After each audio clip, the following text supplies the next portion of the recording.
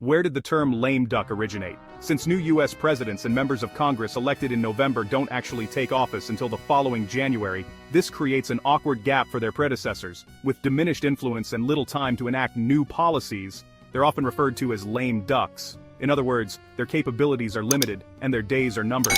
But it's not exactly true that lame duck politicians can't get anything done during that period. Because they no longer have to worry about keeping their constituents happy enough to get re-elected. They're free to make decisions that might not be popular with the people they govern.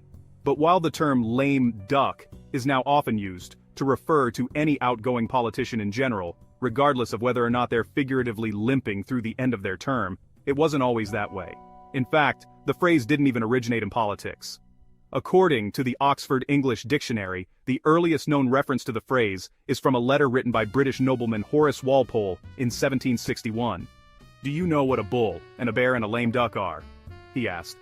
Walpole was alluding to the London Stock Exchange, where lame duck described an ill-fated investor who defaulted on their loans.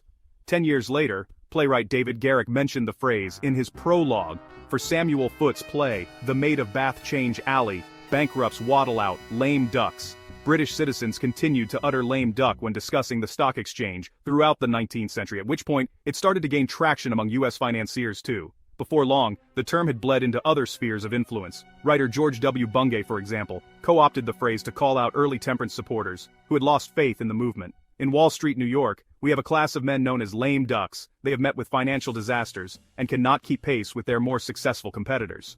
We have lame ducks in our temperance associations, and I will briefly classify some of the men and women who do not and who will not keep up with our progressive organization.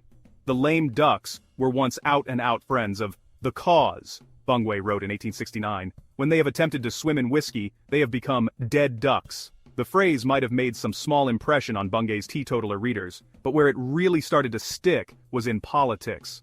According to the Phrase Finder, the Congressional Globe used lame duck to describe broken-down politicians back in 1863, and it had started to appear in newspaper articles referencing politics not long after.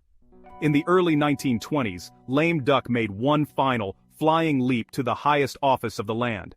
A 1926 editorial from Michigan's Grand Rapids Press, titled "Making a Lame Duck of Coolidge," speculated about how the upcoming Senate elections could affect the last 2 years of Republican Calvin Coolidge's presidential term.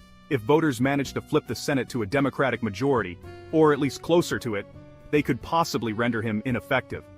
In that case, the phrase lame duck wasn't used in reference to the time between getting elected or re-elected and taking office, but it soon became linked to that period specifically. Back then, presidential inaugurations occurred in March, the same month a new congressional session began. The lengthy interlude between November and March gave rise to lots of lame duck politicians, and Congress finally decided to shift the start of congressional and presidential terms from March to January.